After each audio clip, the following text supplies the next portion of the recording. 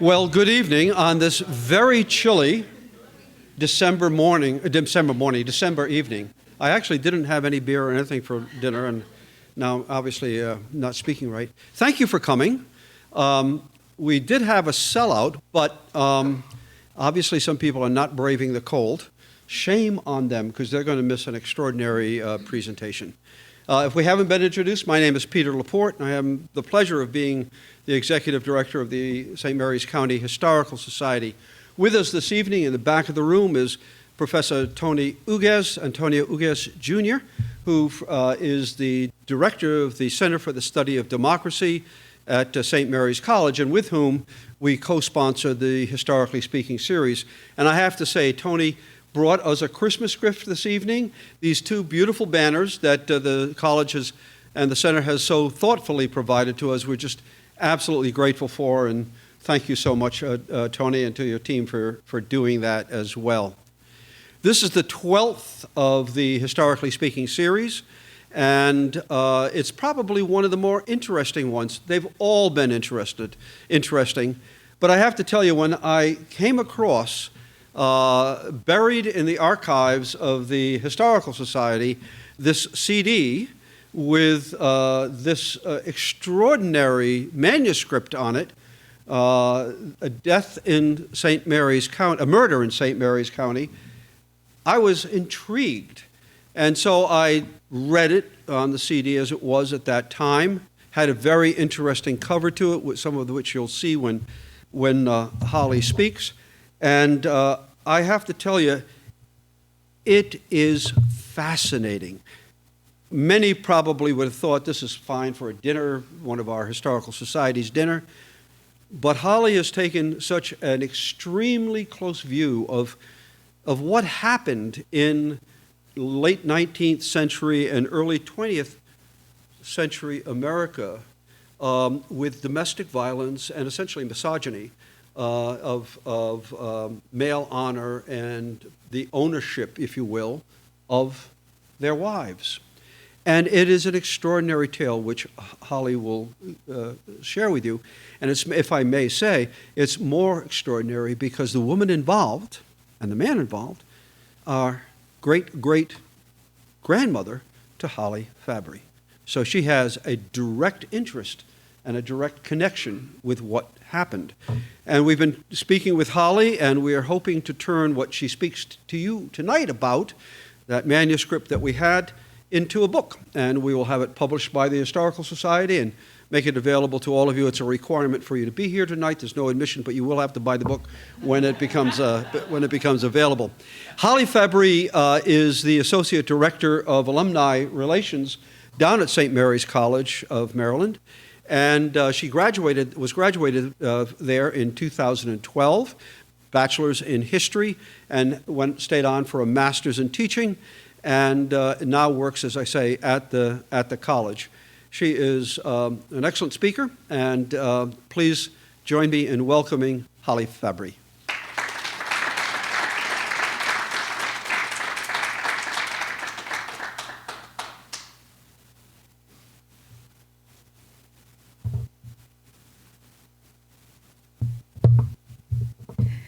Thank you, Mr. Laporte and Dr. Uguez, and the St. Mary's County Historical Society in partnership with St. Mary's College of Maryland Center for the Study of Democracy for inviting me to speak. I want to thank you all for coming. Over 11 years ago, when, as part of the Honors College Promise and St. Mary's College Experience, I completed my undergraduate research project called the St. Mary's Project, or SMP, during my senior year at St. Mary's College of Maryland. When I submitted my SMP to the registrar office over a decade ago, I never thought that I would be presenting again, let alone publishing my research for the St. Mary's County Historical Society. Before I begin, I would like to first thank those that contributed to and supported my research all the way back then. Thank you to St. Mary's County Historical Society, which provided me with invaluable resources when I began my research, including support from past members like Joan Owens, Ruth Hill, and Carol Moody, and for continuing to be a resource for the community to bring to life the people, the places, and events of St. Mary's County. Thank you, Peter Laporte, for taking the time to pop in a CD-ROM, founding your office to read my SMP and contact me. Although no longer with us, I would like to thank and honor Susan Wolf, who always welcomed me in the Historical Society and enjoyed hearing updates when I was completing my SMP, and Pete Himmelhaber, who introduced me and my mom to the fascinating world of land records, which became an unexpected but very important part of this research. Thank you to St. Mary's College of Maryland, especially my past professors, for providing me with such an enriching academic experience and skills that I continue to harness and apply today. Thank you to the ones sitting in the audience hearing my presentation for a second time, and to my friends and family for all their support, love, and patience, especially as I prepared for this opportunity. And an even special thank you to my mom and grandmother, who inspired my research, so much of my life path with all those visits to cemeteries in St. Mary's County and the opportunities to listen in on their conversations with older relatives and exchange family stories. So let's first begin with one of those family stories. On Sunday, October 13th, 1901, Flora Catherine Love Johnson, a 28-year-old wife and mother, died suddenly at her residence in Leonardtown. By Wednesday, October 16th, the Honorable Judge Crane ordered, upon the recommendation of the St. Mary's County Circuit Court Grand Jury, that Flora's body be immediately exhumed and hold a postmortem to investigate the suspicious circumstances surrounding her death. William M. Loker, Leonardtown's Justice of the Peace, was assigned as the acting coroner in the coroner's inquest. He summoned 12 lawful men of St. Mary's County to be the coroner's jury. As they examined her body in St. Joseph's graveyard, 5 men concluded she died by natural causes by stating she had a visitation by God.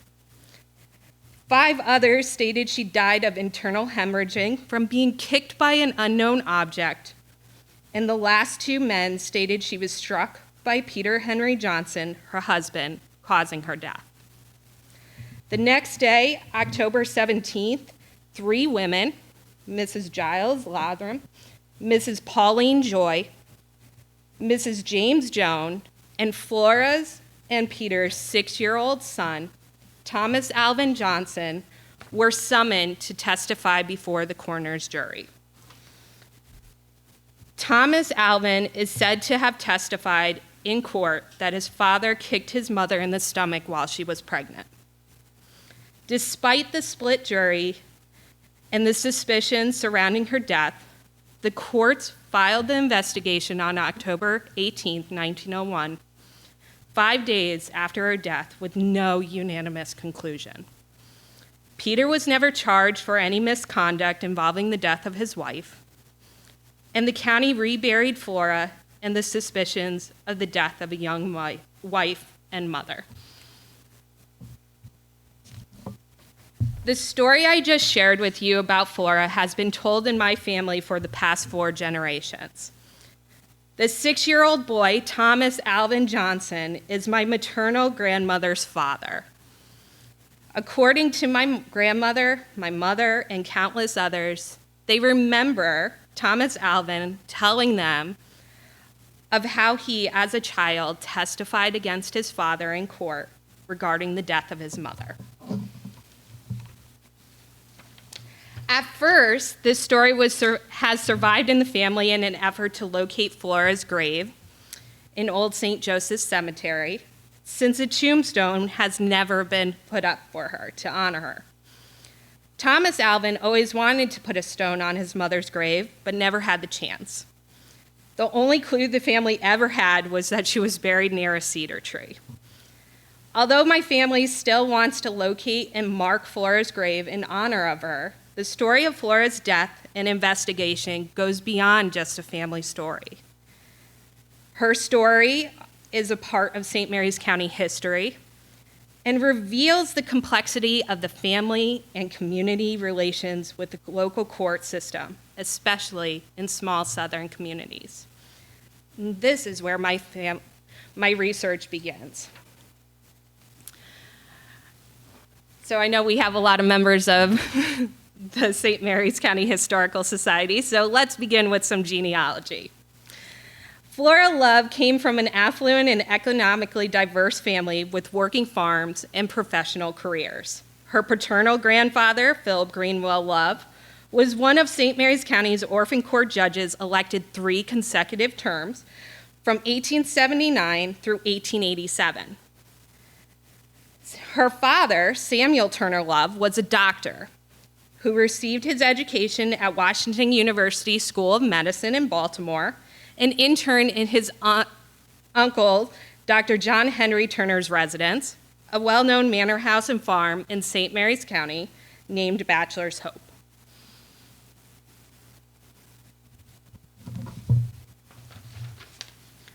Her uncle, Albert Kingsley Love, was a lawyer, the first postmaster of the town of Loveville, and later St. Mary's County state's attorney in 1916. John Bernard Love, another uncle, was a Loveville postmaster, store owner, and elected sheriff of St. Mary's County in 1909, 1913, and 1934. Benedict B. Love, her third uncle, was elected sheriff in 1897 and was even one of the local undertakers. Flora also had strong women in her family who purchased their own properties and engaged in business affairs. Flora's maternal grandmother, Juliet Shun, purchased in 1866 by herself after her husband, Henry Shun, died, $5,000 worth of land and house known as Ings Booth, resurveyed and part of Birch Hanger, surrounding the family estate, Birch Hanger, in Mechanicsville.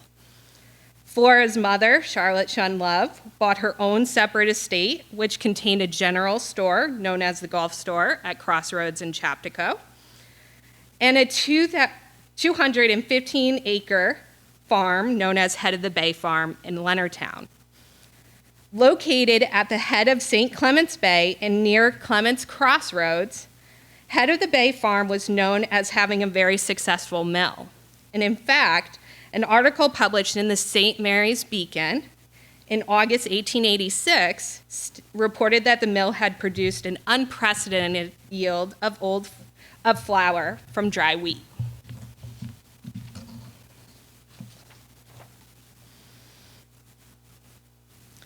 And Flora herself had a formal education and owned land. She attended St. Mary's Academy, and at 15 years old, she received the 5th class medal of Superior Literary Merit Award at the 3rd annual commencement ceremony in June 1888, as stated in the local paper. And in March of 1898, 4 years into her marriage to Peter, Flora bought a piece of land from the tract commonly known as Beaver's Dams and Whales, Swamp Island, from Peter's brother and wife. Interestingly, though, although married, Flora was the sole owner of this piece of land. Peter's name was not listed on the deed, and all land holdings during their marriage were associated with Flora.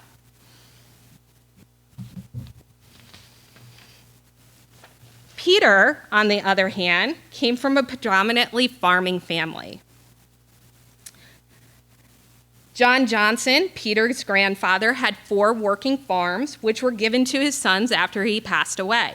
Joseph Stevens, Peter's father, received one of those 4 farms, known as Park Grange, which contained over 98 acres located in Leonardtown. Peter's uncles, Uriah and Hillary, both operated successful large farms in the county as well. And although Peter did not have a formal education, he did know how to read and write.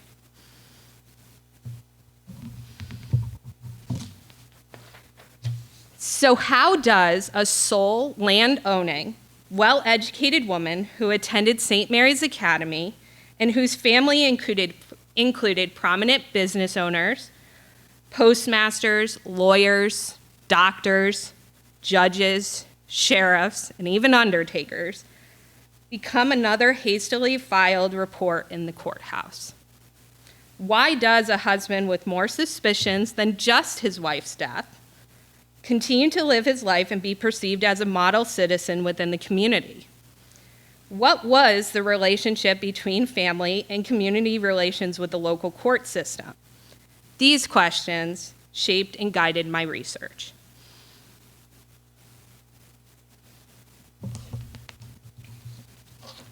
To begin to answer these questions, I had to start my research with background into American law, especially the legal framework of marriage and how the courts viewed a husband and wife. The common law legal system originated in England as far back as the Middle Ages. After the British Empire collapsed, former British colonies, including the United States, adopted the common law system. Common law is law developed by judges through court decisions instead of a legislative statute.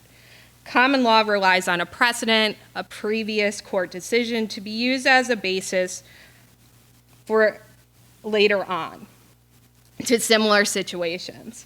So when you think of like Brown versus Board of Education, under common law, this court decision set a new precedent.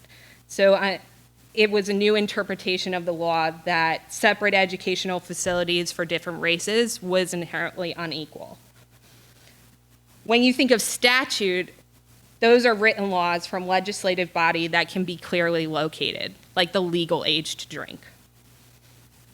Common law allows judges to have broader interpretations and or make laws where no legislation had existed. And they covered many aspects of daily life, including marital relations. Because the United States was a young nation defining their laws, common law was used more commonly than statute laws, especially as it referred to marital relations. So Sir William Blackstone wrote the Commentaries on the Laws of England, which indexed English law. His work became one of the most influential pieces in the development of American law, especially with the legal framework of marriage, and set the foundation for U.S. law's view of marriage well into the 19th century. According to Sir William Blackstone, once married, the law sees the husband and wife as one person because married women's legal rights merged with the rights of her husband. Blackstone stated, as you can see in the quote, "The very being of a legal existence of the woman is suspended during the marriage, or at least is incorporated and consolidated into that of her husband, under whose wing, protection, and cover she performs everything. Her condition during her marriage is called her coverture." Coverture became a legal doctrine that distinguished women's legal status, especially during marriage. And under English common law, married women could not contract, sued, or be sued because coverture meant that married women's legal rights merged with that of her husband. Although less common in England, there were progressive reforms that introduced the separate estate marriage settlements, which allowed women more control over their property during marriage and in widowhood, and showed a deviation from coverture. Throughout the colonial era and 19th century, separate estate marriage settlements, although seen as progressive at first, would be used more to protect the patriarchal structure and be leveraged to benefit men more than women.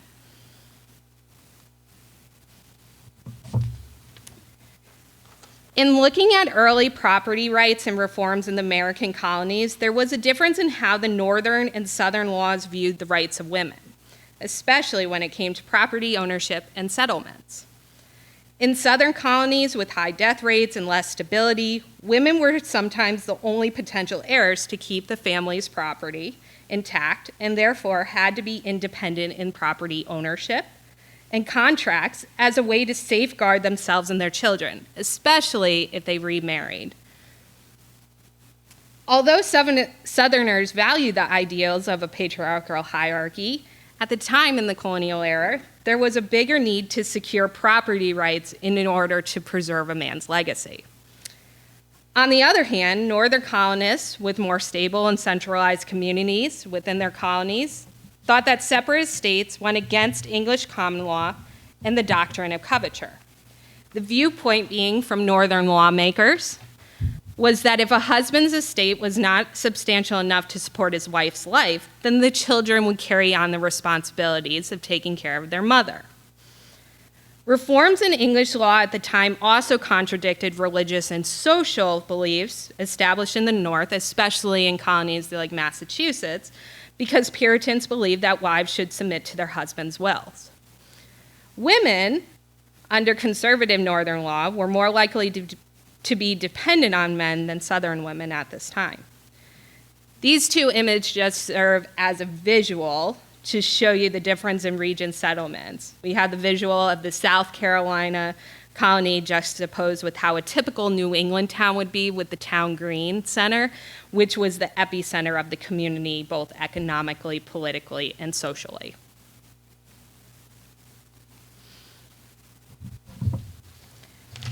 Because women's property rights sometimes reflected reforms and deviated away from coverture, this led to new interpretations of women's legal status in marriage in Blackstone's commentaries. In 1816, Tappan Reeves, Connecticut Supreme Court Justice and educator, argued that legal status of a husband and wife were not as simple as Blackstone had originally explained. He argued that because other legal doctrines acknowledged married women's rights to inherit property and ability to commit crimes, that women were viewed as separate identities from their husbands. Following Tappan Reeves, Chancellor James Kent wrote in 1817 Commentaries on American Law, which challenged Blackstone's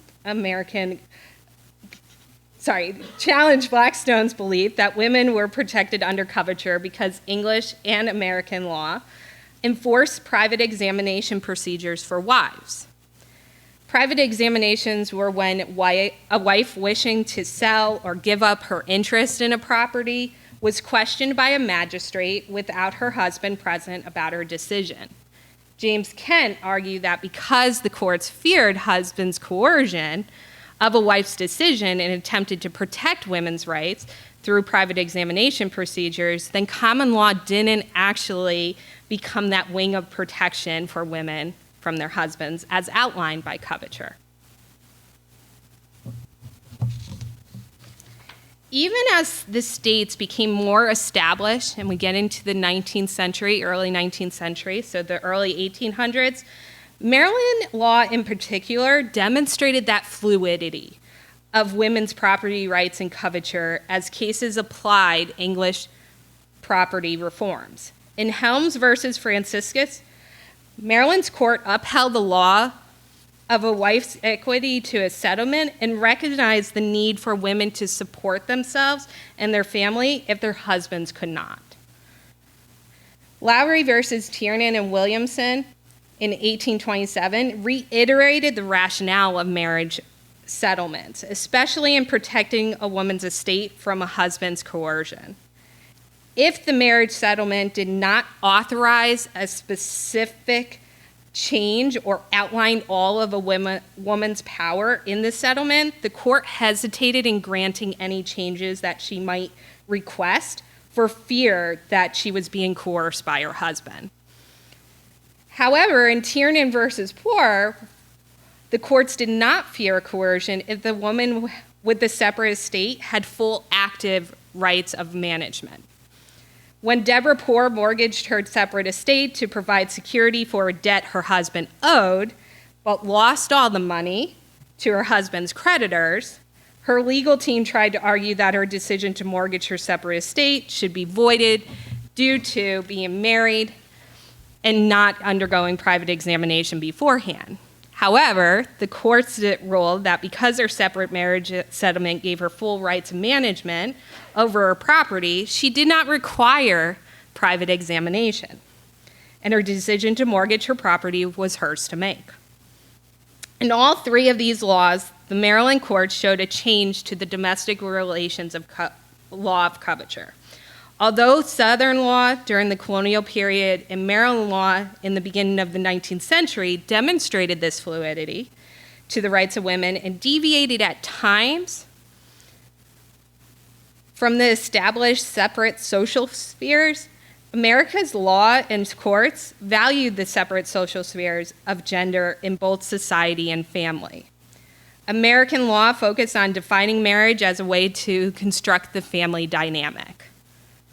The courts used the legal doctrine of coverture as a way to keep women's priorities in the home and allow men to handle the legal matters. Because Blackstone's view of marriage emphasized patriarchy, his interpretation also shaped the language of honor that transcended economic boundaries and regions.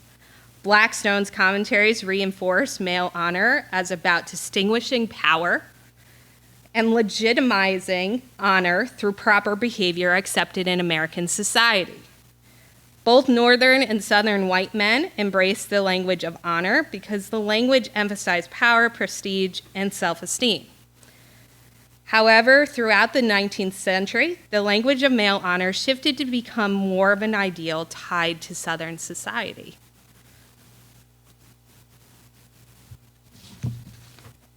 To analyze male honor and the shift of these ideals tied more to Southern communities in the 19th century, I looked at diverging economies between the North and the South, the rise of reform movements, especially abolitionism and women's rights, and the American Civil War and its aftermath, which all impacted the view, status, and challenges of the ideals of male honor.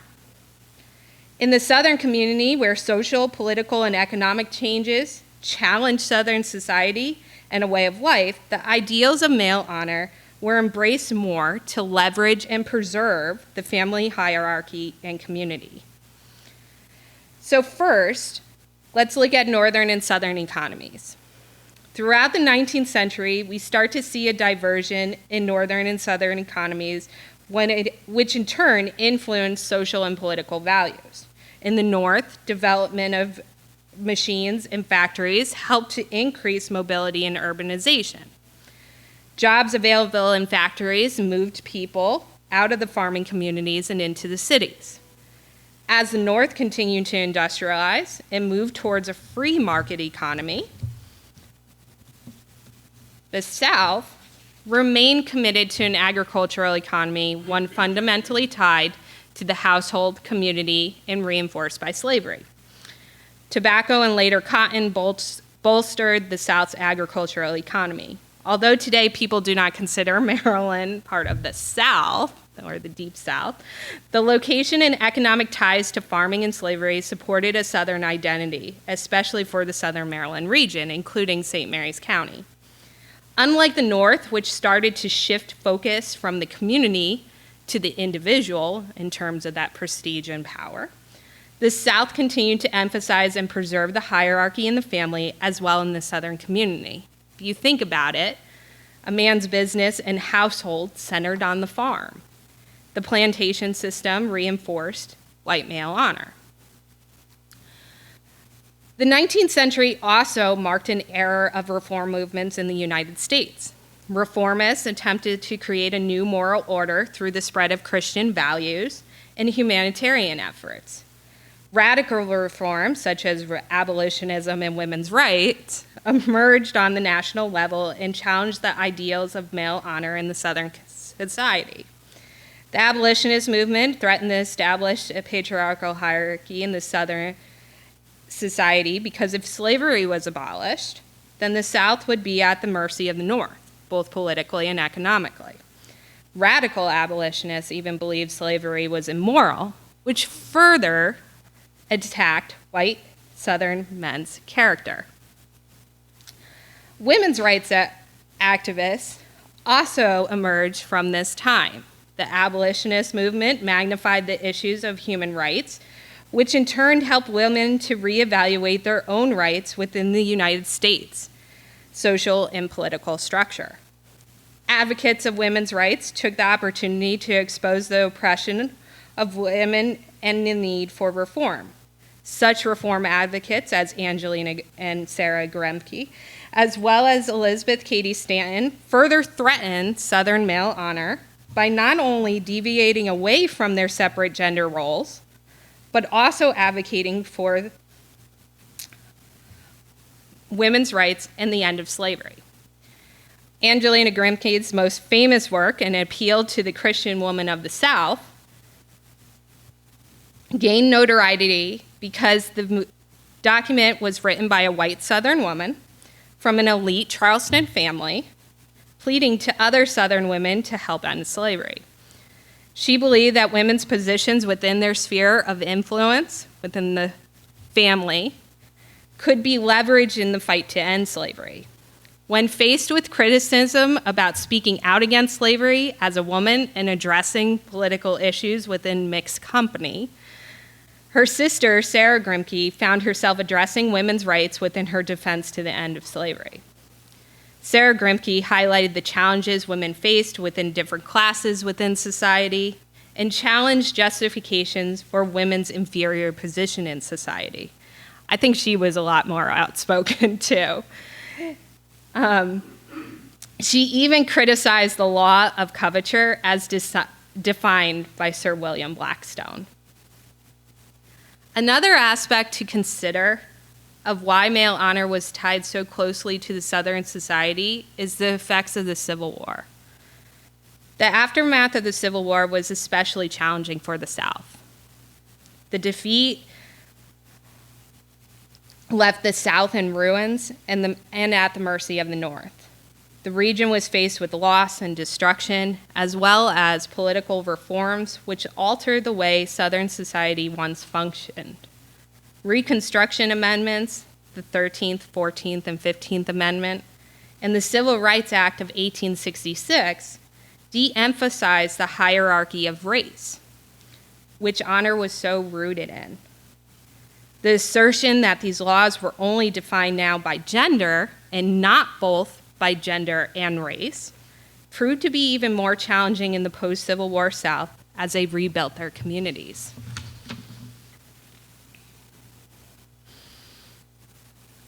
For the people of St. Mary's County, the post-Civil War period included much of the same financial hardships, political turmoil, and social tensions faced in the rest of the South. Men faced debt and foreclosure of their farms and struggled adjusting to the political and social changes. An editorial piece in the St. Mary's Beacon in 1868 highlights the aftermath of the Civil War and grief felt for the Old South. The editorial reads, "A gentleman who has occasion recently to visit many sections of our county drew in our presence the other day as a melancholy contrast between the condition of our people now and their condition 6 years ago, when his duties led him in intimate association with them. Then the evidence of prosperity and comfort met him at every homestead he visited. Now prosperity and comfort are the exception, not the rule. Indeed, it is possible to visit any district in our once prosperous county without noticing that a terrible political and social revolution has passed over this section, ruining many and leaving the great mass of our community in a condition of pitiful prostration." Legislative reforms as a result of the social reform movement, paired with the aftermath of the Civil War, loosened that stronghold white Southern men had on the legal and social system. In order to redefine and reclaim their male honor and hierarchy, men looked to the local courts in the return of the influence of Blackstone's commentaries. The laws of marriage that supported the patriarchal legal framework before the war became even more important after the war to help maintain a position of power and honor in society.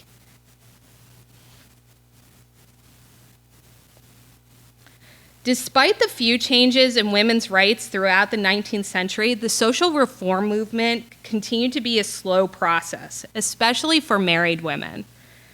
Anne Brown Adams, daughter of John Brown, gives us some insight into the struggle for married women's rights. She said, "The struggle for a married woman's rights will be a longer and a harder fought battle than any other that the world has ever known. Men have been taught that they are absolute monarchs in their families, even in a Republican country, ever since the world began, and that to kill a wife by inches is not murder. Women are taught from infancy that to betray or look or word or even to mention an intimate friend the secrets of their married life is worse than disgraceful. Therein lies the power of man. He knows that no matter what he does, the woman will keep silent as the grave. I could tell you things that have come under my observation that would make the blood boil in your veins. And these things are going on day after day without let or hindrance." While social reforms and legislation called for more legal rights for women and African Americans, through looking at different court cases throughout the North and South, I found that the court's decisions, especially in cases of domestic violence, demonstrated a more complex and muddled reality, as men struggled to redefine their honor within this new continuum of social reform and patriarchal hierarchy. And although the ideals of male honor focused in the South because of the loss of slaveholding society, male honor resonated in the North as well, especially as white men looked to sustain the social hierarchy and family establishment that defined their identity. Sir William Blackstone believed that a husband could discipline his wife through corporal punishment or chastisement, but also realized there were limits to that punishment. While many used Blackstone's commentaries as a defense for their treatment of women, the courts had to walk a fine line between keeping the social hierarchy intact and protecting the lives of women, all because of male honor.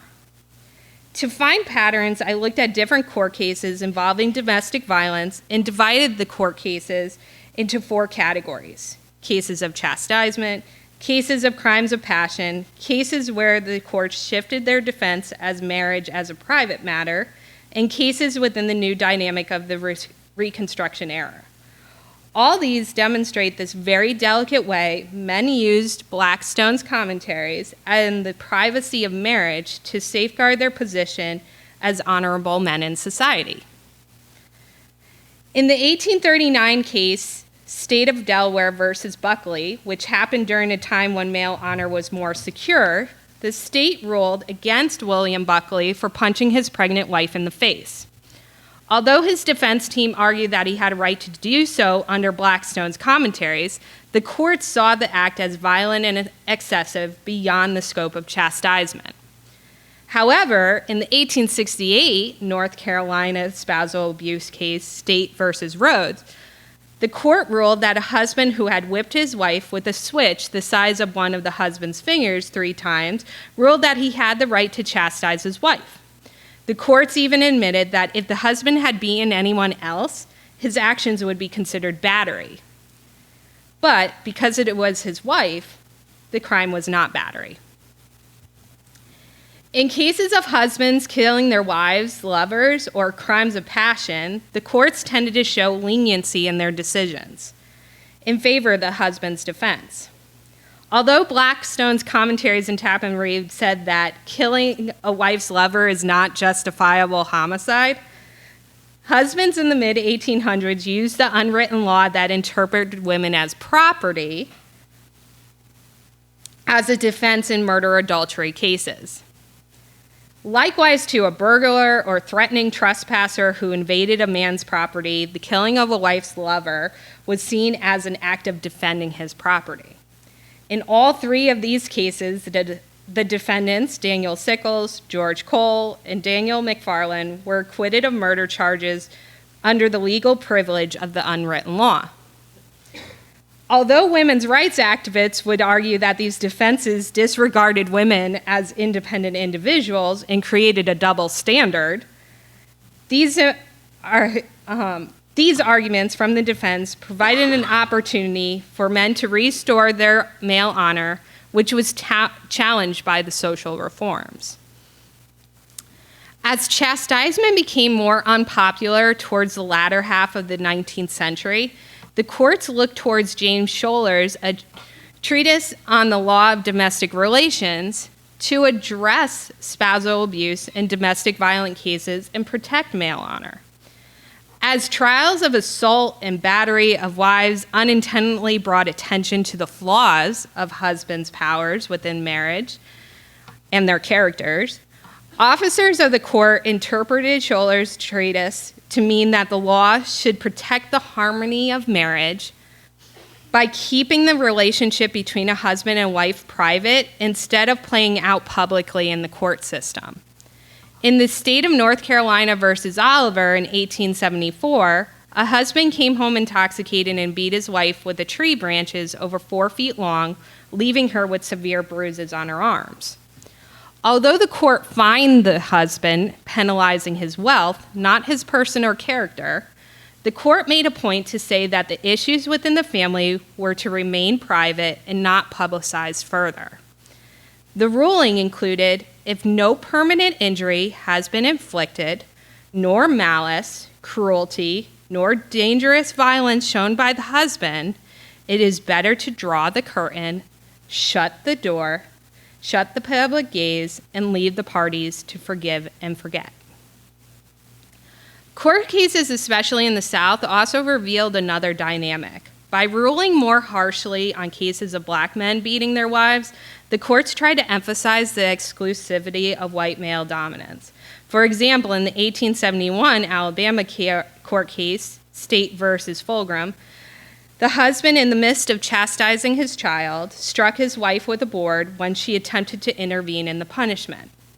The court found the husband guilty of charges of assault and battery, and despite bills passed in states throughout the United States to punish wife beaters at the whipping post, these laws played out differently to protect male honor, because the majority of men receiving the punishment were African American and weren't as strictly enforced on white men. While the elite, powerful men at the state and federal level could make sweeping social changes without scrutiny, the reinforcement of these laws and the way domestic abuse cases were investigated and addressed happened at that local level, filled with common men in small communities trying to maintain their power and social identity. This brings me back to St. Mary's County, Flora's case, and other domestic abuse cases within the county court during this time. As I mentioned earlier in this presentation, Flora died suddenly at her residence on Sunday, October 13th in 1901. One day later, on Monday, October 14th, Associate Judge J. Perrin Crane took to the bench of the first session of court in the new courthouse in Leonardtown. In the October 17, 1901 issue of the St. Mary's Beacon, Associate Judge Crane is quoted as saying, "The county and the jury are to be congratulated upon the exceedingly small number of offenses that have been handed to the court by the state's attorney. There are so few cases, and the few are of such minor importance, that the jury will be likely to complete its work within 2 or 3 days and all be home attending to their private business before the expiration of the week." Within this newspaper issue, just 3 days after the opening of the courthouse, Judge Crane issued upon the recommendation of the grand jury to have the body of Flora Catherine Love Johnson exhumed and cause of death investigated by a coroner's jury. Within the span of less than a week, Judge Crane's words of praise to the county for a low crime rate and celebration of a new courthouse were contradicted with the possible murder of a young mother and wife. So talk about timing. As you might recall, the coroner's investigation into Flora's death resulted in a split jury and was just filed away without any further thought. Although I have not found the official depositions of the witnesses called to testify in the coroner's inquest for Flora's death, the coroner's papers reveal some interesting findings related to the relationship between family and community relations within the local court system and male honor. On the original coroner's inquest papers, the words "on the stomach" were crossed out in the statement made by the two jurymen who believed Peter Johnson killed his wife. And depending on their relationship to either Flora's family or Peter's family, the grand jury's and the coroner's jury's decisions demonstrated possible bias. Oscar Morgan was the grand jury foreman that signed the paper suggesting to Judge Crane to have Flora's death investigated. He was also a witness at Flora and Peter's wedding, and his brother, Thomas W. Morgan, worked at a mill on Flora's family farm, Head of the Bay Farm. The 5 coroner's jurymen, William B. Long, J. H. Jury, Archie B. Alvey, Charles H. Gray, and William H. Dawson, who stated that Flora was struck by an unknown object, had connections to Flora Love's family either through selling land to the family, being neighbors, or marrying family relatives. They were all either farm owners or salesmen. The other 5 jurymen, William D. Woodburn, Samuel S. Nelson, Julian W. Parson, George Wathen, and Leonard T. Graves, who stated Flora died of natural causes, were connected to Peter Johnson's family, either through marriages into the family. The 5 jurymen were also either farmers with their own farms or farm laborers. Even the acting coroner, William M. Loker, was connected to the Johnson family. He was the family lawyer who represented Peter's mother, Catherine Elizabeth Mattingly, and all the next of kin when they had to pay the debt on their family farm, Park Grange, after Joseph Stephen Johnson died.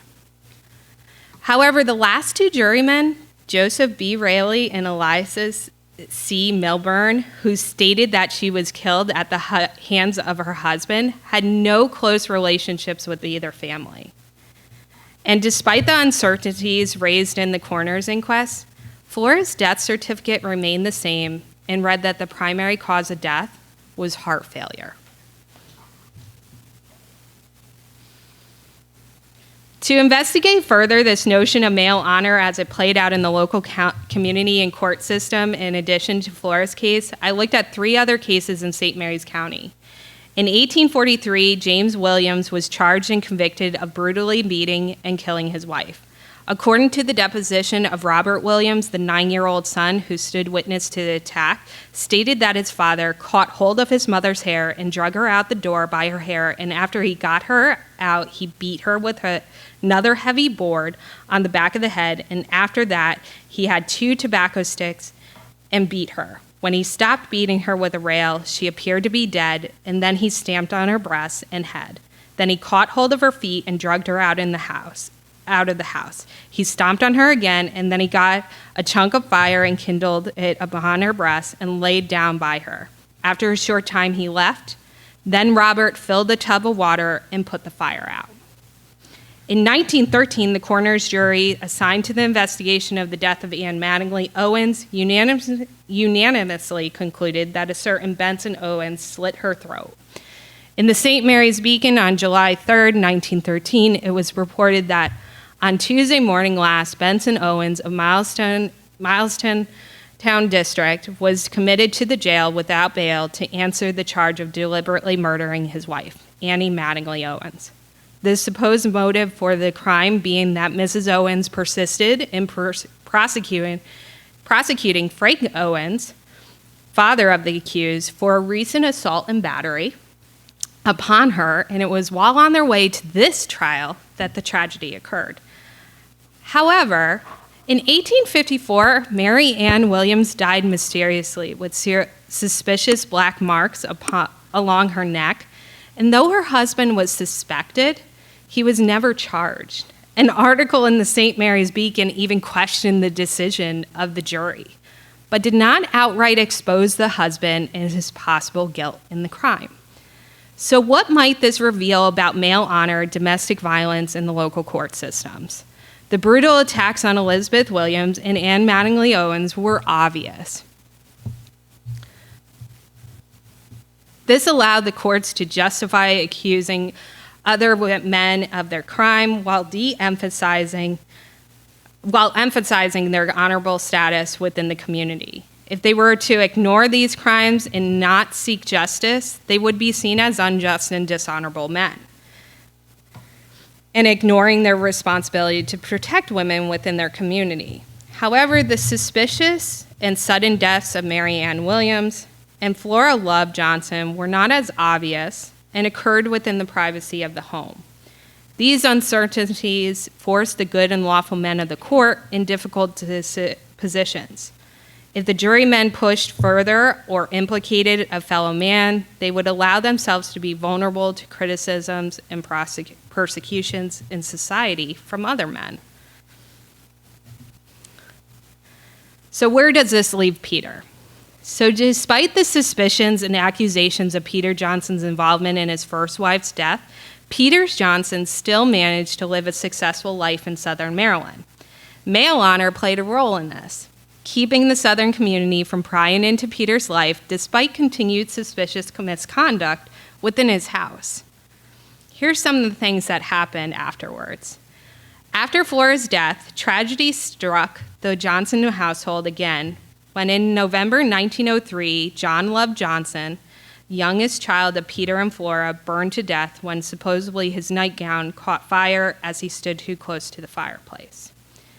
Baby John Love's death was not investigated.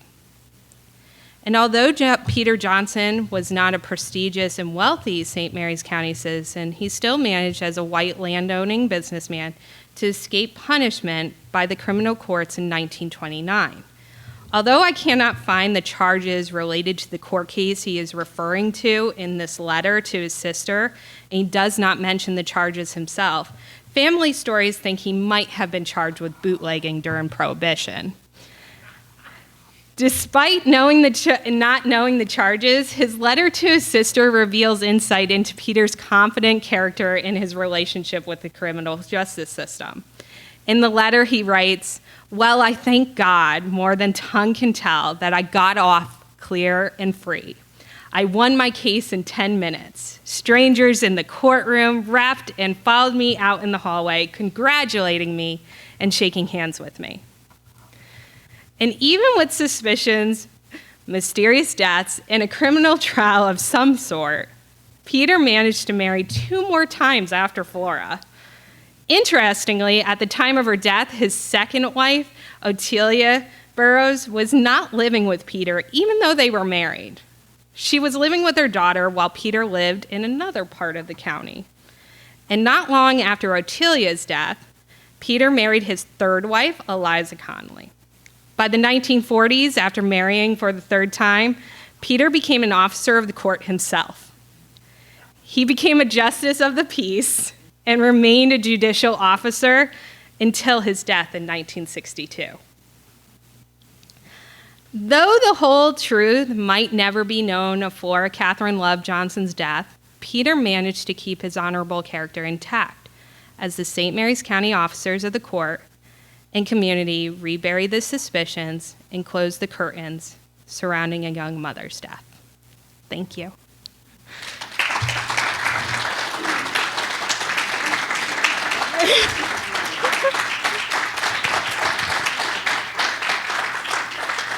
Holly will take your questions. Just please wait for a microphone to come to you. Yeah. How many kids did Flora have? She had 3 sons, right? So the only 2 survived from that. So baby John passed away, but she had two sons, and one of them was Thomas Alvin. I don't have a question, but I'm not a woman, obviously, but I'm glad we live today than in the 19th century, and that society has educated itself and changed as much as it has. The extraordinary difference between what you have described and where we are today. Other questions, please? Yeah. Oh, I'm sorry. Did your grandfather ever talk talking with his father about what he had seen when he was, or is it your great-grandfather? How's that work? He was your great-grandfather. So then Yeah. your grandfather, did he ever talk about having a conversation with his father later in life about what he had seen when he was 6? So interestingly enough, Thomas Alvin Johnson, and this kind of speaks to how strong the patriarchal hierarchy was and the respect for your elders and family. Thomas Alvin Johnson would always go and visit Peter every Sunday. So despite knowing these things, I don't know if they ever really had a conversation after the fact, but despite everything that happened was still that idea of respect for your elders. Sure. In the course of your research, the other 3 cases you mentioned, where the men were charged, do you know the outcome of those cases by any chance? I think William's case, we did find that he was put to death in St. Mary's County. I think we did find that was later on. As for Benson, I don't know what happened to him. He did admit to it and waited trial afterwards. And of course, his happened on his way to the courthouse anyways. Holly, did the progression of women's rights and the lessening of male suzerainty over women, you indicated that it was more liberated in the North, if you will. In your research, did you find that there was a progression as you went deeper south, that still there was this notion of male honor and its prevalence within the court system? So what's interesting is I spent the first half of the presentation talking about why male honor got so entrenched in Southern society, but I noticed with women's rights, especially throughout this time, that it really flexed depending on economic and political gains that needed for men. And it's not to say that the North was very progressive at this time either in terms of their views. Like I said, in those court cases from all over, it was more about how do we leverage what we have now in our decisions that are going to walk that fine line where we're seen as honorable, but also not opening up that genie too wide that we can't put back in a bottle. Given all the information you got, have you shared any of this information or research through the local domestic violence program or the Maryland Network Against Domestic Violence or even the national network? In terms of my research, really just focused within this time period, and then, of course, could be opened up when you look at patterns more within that. We know that just the progression of women's rights and the implications of coverture, kind of the hangover. We see that even throughout the 20th century, right? Domestic violence cases don't really gain a lot of speed until the women's rights movement kind of reinvigorates around the civil rights time in the 70s and 80s. I was researching one of my favorite women ancestors, and she was in Virginia, and she got a separate estate from her husband in 1825 and a final divorce in 1835, but all her children were born in those 10 years. So she didn't mind pursuing legal recourse against him, but she wasn't going to buck her church that said he had rights.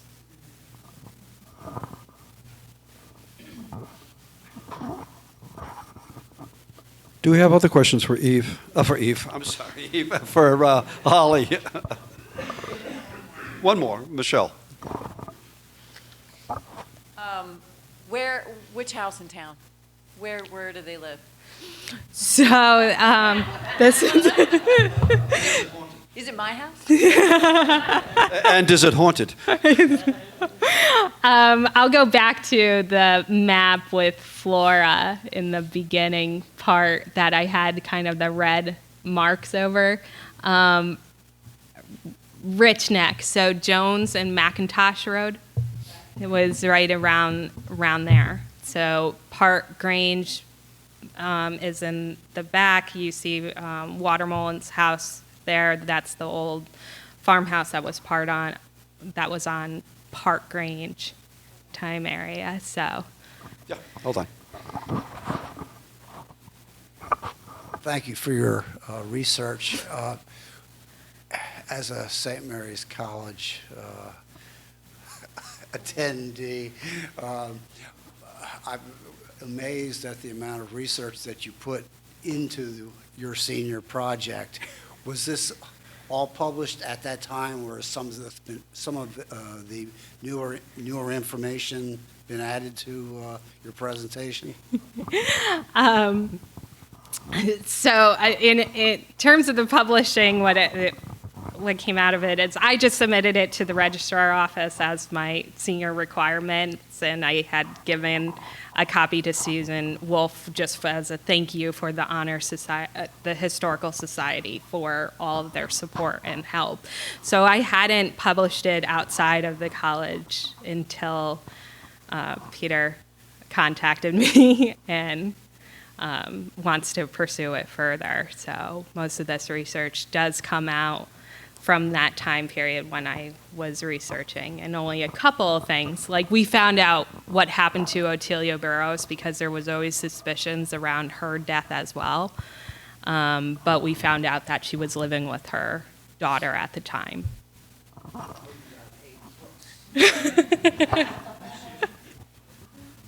My question probably would have to be answered through family lore, but I'm thinking of these two people that lived together.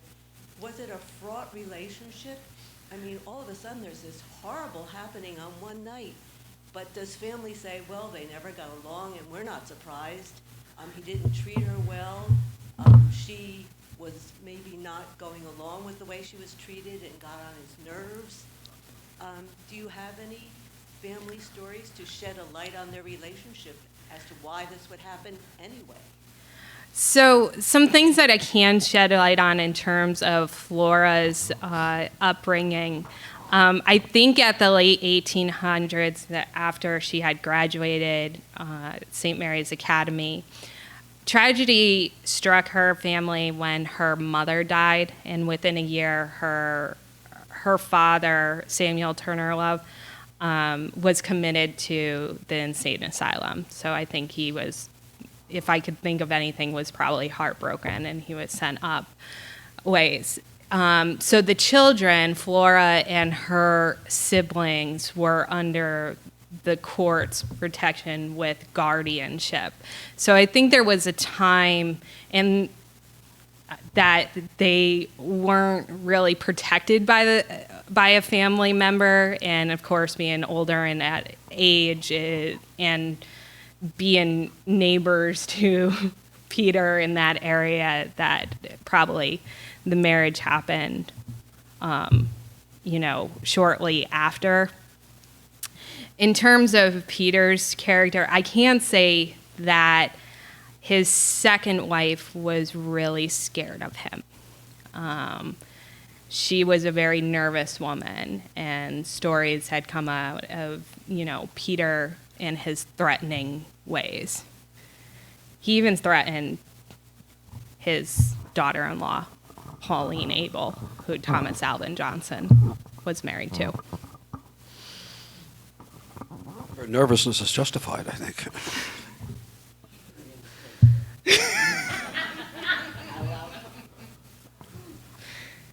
Holly, I want to thank you very much. Let's give Holly a vote of thanks.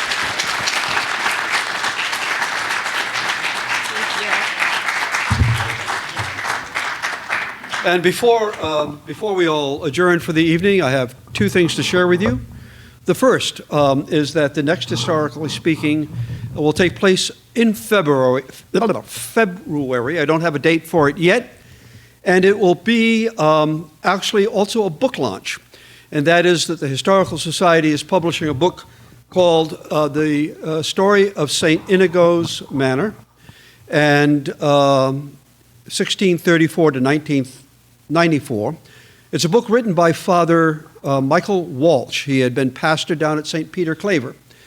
And it is it's a very long book, 270-odd pages. You can find it in manuscript form in various places. But he is revising it. We've been working since July or August in revising his manuscript, bringing in photographs. We'll have it published in time for the launch, obviously, which will be held, we hope, down at St. Peter Claver in, actually the post office is St. Inigo's, but it's down in Ridge. And do look forward for it in the Tudor Hall Times. It should be an extraordinary evening. Father Walsh is going, he lives in Pennsylvania. He will be with us that evening. I think some clergy from Washington might be with us as well. And of course, our dear friends and colleagues from the Center for the Study of Democracy. So do look for that, and it will be done again. We're planning some date in mid-February. And my second thought to share with you is I hope you all have a very Merry Christmas and a wonderful, happy, and joyful New Year. To those of you who have contributed to the Historical Society's annual appeal or are just members, thank you so much. You are extraordinary people. The fact that you show up for these programs is wonderful. If you're not a member, we have forms, and Mary is eager to share them with you. But please come back for the next one. And again, the most merry and joyous of Christmases. Thank you for coming. Yes? About what? Oh, yes. Thank you, Lynn. This Saturday at 1 o'clock over at the lovely Tudor Hall, my second home, we're having an open house from 1 to 4. And we're supposed to have live music. Unfortunately, the musician is complaining of some illness. I think she'll be there. And if you can make it, bring some food if you want, drink some wine, have some fun. Join us on Saturday. Again, thank you. Merry Christmas to you.